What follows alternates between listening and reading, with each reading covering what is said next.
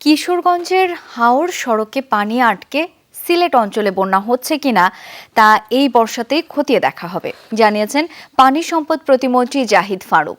সকালে সিলেট ও সুনামগঞ্জের বন্যা পরিস্থিতি পরিদর্শন করেন তিনি। বলেন, আগামী বছর যেন এই অঞ্চলে মানুষের বন্যাতে ভোগান্তি না হয় সেজন্য দ্রুত প্রকল্প নেওয়া হবে।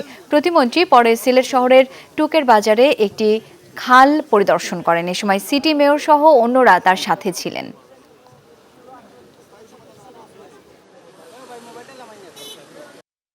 মিঠামইনে যেটা হয়েছে সেটা ব্যাপারে মাননীয় প্রধানমন্ত্রী যেটা বলেছে, আপনি যেটা বললেন, আমরা সেখানে যাতে করে জল নদী পানি যাতে পাস করে সেটার ব্যবস্থা আমরা যদি আটকিয়ে যায়, এবার বন্যার সময় আমরা দেখব, বর্ষার সময় যে আটকিয়ে যায় সেটার জন্য আমরা ব্যবস্থা গ্রহণ করব।